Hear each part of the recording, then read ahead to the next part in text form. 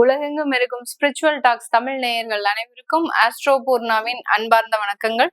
உங்களை எல்லாரையும் இந்த நல்ல காலம் நிகழ்ச்சியின் மூலமாக சந்திக்கிறதுல பெருமகிழ்ச்சி அடைகிறேன். இன்னைக்கு நாம பார்க்கக்கூடிய பதிவு ஜூலை மாத பலன்கள். இந்த ஜூலை மாதத்துல இருக்கக்கூடிய கோச்சார கிரகங்களின் நிலவரங்கள் அப்படின்னு எடுத்துக்கும் போது ரிஷப ராசியில செவ்வாய் பகவான், அடுத்து மிதுன ராசியில சூரியனாகப்பட்டவர் இருக்கிறார்.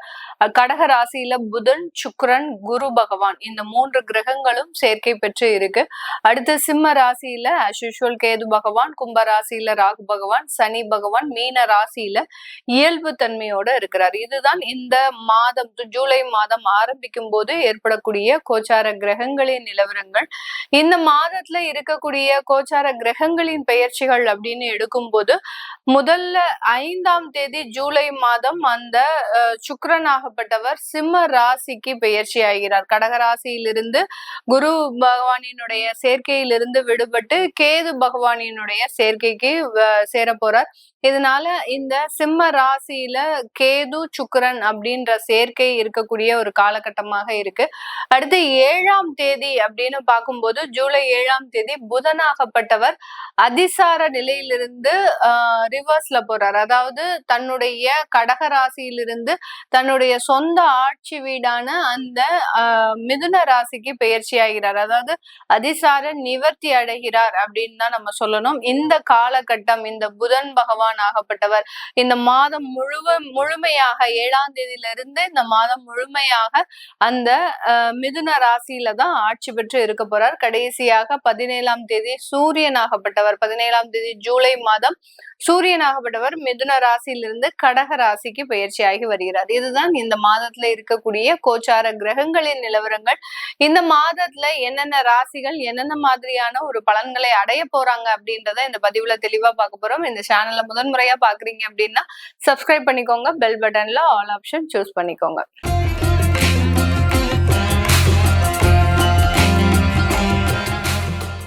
மகர ராசி என்பவர்களுக்கு ஜூலை மாதம் எப்படி இருக்க போகுது? எல்லாமே நல்லாதான் இருக்கும். எந்த விதமான கெடுதல்களும் கிடையாது.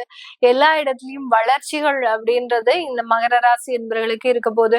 7ஆம் இடத்துல குரு பகவான் உச்சம் பெற்று இருக்கிறதுனால இந்த இடத்துல சில இடத்துல காசுகள் செலவானாலும் அந்த செலவு பண்ண காசுக்கு உண்டான ஒரு வளர்ச்சி அப்படின்றது இந்த மகர ராசி என்பவர்களுக்கு இந்த ஜூலை மாதத்துல முழுமையாக கிடைக்க போகுது. 2ஆம் இடத்துல ராகு பகவான், 3ஆம் இடத்துல அந்த சனி பகவான். அடுத்து பாத்தீங்கன்னா இந்த மகர ராசி என்பவர்களினுடைய 5ஆம் இடத்துல செவ்வாய் பகவான். 5ஆம் இடத்திற்கு உண்டான அந்த செவ்வாய் பாத்தீங்கன்னா உங்களுடைய குழந்தைகள் ரீதியான சில வளர்ச்சிகளை நீங்க கொடுக்கக்கூடிய ஒரு நேரமாக இருக்கும். எதிர்காலத்துல அந்த குழந்தைகளினுடைய நன்மைக்காக சில விஷயங்களை செய்யறதுக்கு உண்டான ஒரு ஆரம்ப காலமாக தான் இந்த ஜூலை மாதம் இருக்க போது. 6ஆம் இடத்துல அந்த சூரியனாகப்பட்டவர் இருக்கிறார். அதனால இந்த இடத்துல இந்த மகர ராசி என்பவர்கள் ரொம்ப ஒர்க் ப்ரெஷர், ரொம்ப ஒர்க் லோடு இதெல்லாம் சேர்ந்து பாத்தீங்கன்னா அந்த தலை ரீதியான சில பாதிப்புகள், கண்கள் ரீதியான சில பாதிப்புகள்லாம் ஏற்படக்கூடிய ஒரு நேரமாக இருக்கு.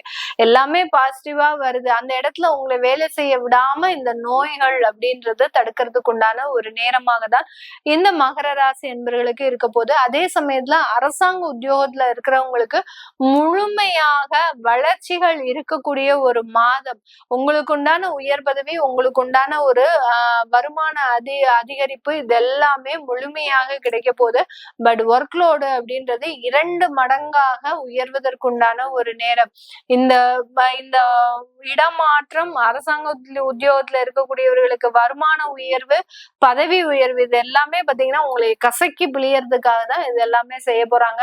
அந்த மாதிரியான ஒரு உயர்வான மாற்றங்கள் ஒரு பின்னாடி ஒரு சுமையோடு வருவதற்குண்டான ஒரு நேரமாக தான் இந்த மகர ராசி என்பவர்களுக்கு இருக்க போது. உங்களுடைய 8ஆம் இடத்துல சுக்கிரன் கேது அப்படின்றது இருக்கு. அதனால பிபி, சுகர் இந்த மாதிரியான சில தொந்தரவுகள் இருக்கிறவங்களுக்கு ஹார்ட் சம்பந்தப்பட்ட சில பிரச்சனைகள் இந்த ஜூலை மாதத்துல வருவதற்குண்டான ஒரு நேரம். அதுல எல்லாம் ரொம்ப கவனமாக இருக்கணும். ஏதாவது தேவையில்லாத உணவுகள், அடுத்து பாத்தீங்கன்னா ஒரு இன்ஃபெக்ஷன்ஸ் ஏற்படுறதுக்கு உண்டான ஒரு நேரம், உங்களுக்கு ஒவ்வாமை உணவுகளை நீங்க உட்கொண்டு அதனால சில பாதிப்புகள் ஏற்படுறதுக்கு உண்டான ஒரு நேரமாக தான் இந்த ஜூலை மாதம் இருக்கும். அதனால உடல் சம்பந்தப்பட்ட தேக ஆரோக்கியத்துல ரொம்ப கவனமாக இந்த மகர ராசி என்பர்கள் இருக்கணும். அப்ப அந்த 7ஆம் இடத்துல இருந்த குரு என்னதான் மேடம் செய்வாரு? இத்தனை கிரகங்களும் எங்களுக்கு கெடுதல் பலன்களை கொடுக்கும் போது அந்த 7ஆம் இடத்துல இருந்த குரு எல்லாத்தையும் பார்த்துட்டு வெறுமனே உட்கார்ந்துட்டு இருப்பாரா அப்படின்னு கேட்டீங்கன்னா கண்டிப்பாக கிடையாது. 7ஆம் இடம்ன்றது கம்யூனிகேஷன், வெளியூர், வெளிநாடு, பார்ட்னர்ஷிப், இந்த மாதிரியான சில விஷயங்களை கொடுக்கறதுனால நீங்க வெளி இடத்துக்கு போய் இருந்து ஒரு வேலையை செய்யறது நல்லது. ஒரு ப்ரிப்பரேஷன் பண்றீங்க, ஒரு எக்ஸாமுக்கு ஒரு ப்ரிப்பேர் பண்றீங்க, இல்ல ஒரு இன்டர்வியூவே அட்டன் பண்றீங்க அப்படின்னா வெளியிடத்துல போய் நீங்க அதற்குண்டான சில முயற்சிகள் எல்லாம் செஞ்சீங்கன்னா இந்த இடத்துல எல்லாம் உங்களுக்கு பாதிப்புகள் அப்படின்றது இருக்காது. வயதானவர்களுக்கு தான் அந்த உடல் தொந்தரவுகள் அப்படின்ற மாதிரியாக அந்த பிபி, சுகர் இந்த மாதிரியான சில விஷயங்கள்ல ரொம்ப கண்காணிப்போட இருக்கணும். அப்படி இல்லாத பட்சத்துல அதுல பாதிப்புகள் வரும். ஹார்ட் சம்பந்தப்பட்ட பாதிப்புகள் கண்டிப்பாக வரக்கூடிய ஒரு நேரமாக இருக்க போகுது.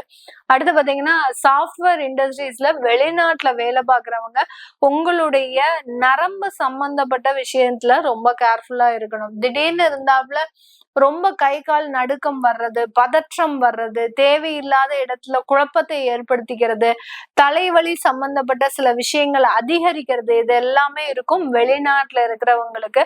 அது எல்லாத்தையுமே ரொம்ப கவனமாக நீங்க கண்காணிச்சுக்கிட்டீங்க அப்படின்னா பெரிய அளவுக்கு பாதிப்புகள் இருக்காது. இந்த இடத்துல திருமணம் சம்பந்தப்பட்ட விஷயத்துல நல்ல ஒரு முடிவுகள் இருக்கும். திருமண உறவுகள், திருமண வரன்கள் எல்லாமே துரிதமாக செயல்படக்கூடிய ஒரு அமைப்பு. காதல் சம்பந்தப்பட்ட விஷயங்கள்ல கொஞ்சம் வாக்குவாதங்களோடு உங்களுடைய சம்மதம் அப்படின்றது கண்டிப்பா கிடைக்கிறதுக்கு உண்டான ஒரு நேரம். ப்ரப்போசல்ஸ் அப்படின்றது இந்த மாதத்துல இந்த மகர ராசி என்பவர்கள் பெரிய அளவுக்கு ஈடுபட மாட்டாங்க. அப்படி ஈடுபட்டாங்க அப்படின்னா எதிரால வரக்கூடிய பார்ட்னர் பாத்தீங்கன்னா அந்த காதலர்களாக வரக்கூடிய அந்த பார்ட்னர்ஸ் பாத்தீங்கன்னா ரொம்ப கோபம் உடையவர்களாகவும் உங்களுடைய பேச்சை கேட்காம நீங்க அவங்களுக்கு அடிபணிஞ்சு நடக்கக்கூடிய ஒரு தன்மையும் தான் இருக்கும். அதனால இதுல எல்லாம் ரொம்ப கேர்ஃபுல்லா இருந்துட்டீங்க அப்படின்னா மிகப்பெரிய அளவுக்கு மாற்றத்தை அனுபவிக்கலாம் இந்த மகர ராசி என்பர்கள். இதெல்லாமே நம்ம கோச்சார நிலவரப்படி பலன்களை கணிச்சு சொல்லியிருக்கிறோம். உங்களுடைய சுய ஜாதக தசாபுத்தி பலன்கள்ல நீங்க உங்களுடைய தொழில் ரீதியான சில வளர்ச்சிகள், தொழில் செய்யலாமா வேண்டாமா, சில சொத்துக்களை விற்கணும், அது இன்னும் விற்க முடியாம ஒரு சூழ்நிலையில இருக்கு அப்படின்றவங்களுக்கு உங்களுடைய தசாபுத்தி பலன்கள் முழுமையான ஒரு அமைப்பை கொடுக்கக்கூடிய ஒரு நேரமாக தான் இருக்கும். அதை பார்க்கணும் விருப்பப்படுறவங்க கீழே இருக்கிற நம்பருக்கு வாட்ஸ்அப்ல அப்பாயின்மெண்ட் வாங்கிட்டு நீங்க கன்சல்ட் பண்ணிக்கலாம். உங்களுடைய குழந்தைகளுக்கு ஜாதகம் எழுதணும், நியூமராலஜி படி பெயர் வைக்கணும்னு நினைக்கிறவங்களும் கீழே இருக்கிற நம்பருக்கு வாட்ஸ்அப்ல மெசேஜ் அனுப்புங்க. அதற்குண்டான விவரங்கள் தெரிய வரும். உங்களிடமிருந்து விடைபெறுவது உங்கள் ஆஸ்ட்ரோ பூர்ணா. நன்றி, வணக்கம்.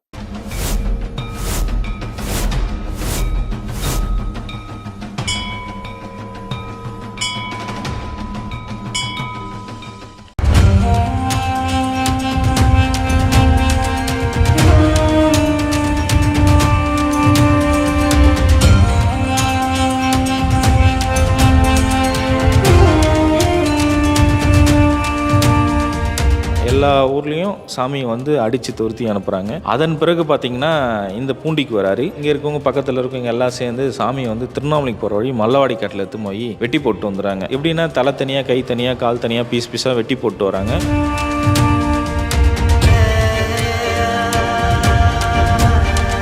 ஆற்றுல இருக்கையே வெள்ளம் வருது. ஒரு அடிக்கு ஒரு அடி 360 டிகிரி தண்ணி ஃபுல்லாக விலகி போகுது. தவத்திலேருந்து எந்திரிச்சிக்கல, தண்ணிக்கு மேலே ஜடம் அதுக்கு பிடிச்சிருந்தா வரல. தோண்டி பார்க்குறாங்க சாமியை. சாமி பார்த்தா உயிரோடு இருக்கிறாரு.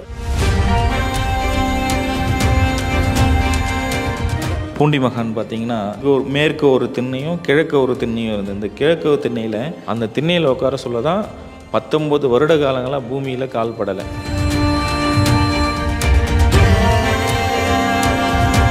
ஜமீன்தாரர் வந்து கேட்குறாரு, சாமி உங்களுக்கு அப்பா அம்மா யார், அண்ணன் தம்பி யார், நீங்கள் எங்கேருந்து வந்தீங்க, உங்களுக்கு பசங்க இல்லையா, குழந்தை இல்லையா, உங்கள் மனைவி இல்லையான்னு கேட்குறாங்க. அப்போ சொல்கிறாரு, அண்ணாமலையாரும் உண்ணாமலை அம்மனும் தான் எனக்கு அப்பா அம்மா, பசங்கன்னு பார்த்தீங்கன்னா நீங்கள் தான் என் பசங்கன்றாங்க. உங்களுக்கு என்ன வயசாகுது சாமி அப்படின்னு சொல்லிட்டு கேட்குறாங்க. நான் அண்ணாமலையார் கோவில் கட்ட சொல்ல எங்கள் அப்பாவுக்கு நான் கல் எடுத்து கொடுத்தேன் குழந்தையிலேருந்து.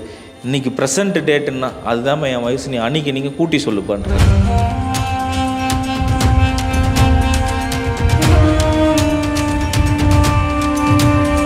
என்னை பார்க்கணுன்னு ஆசைப்பட்டால் திருச்செந்தூர் முருகர் கோயிலில் பாதாள லிங்கத்தில் ஐபூதங்களில் நான் ஒன்று, நீ வந்து என்னை எப்போ வேணால் தரிசனம் பண்ணிடான்னு குறிப்பு கொடுத்துட்டு போயிருக்காரு.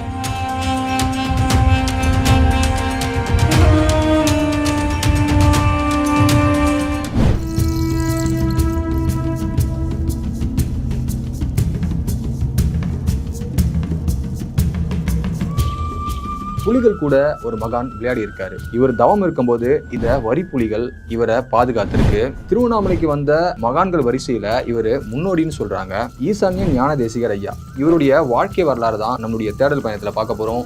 வெல்கம் டு தேடல். நான் உங்கள் வினோ.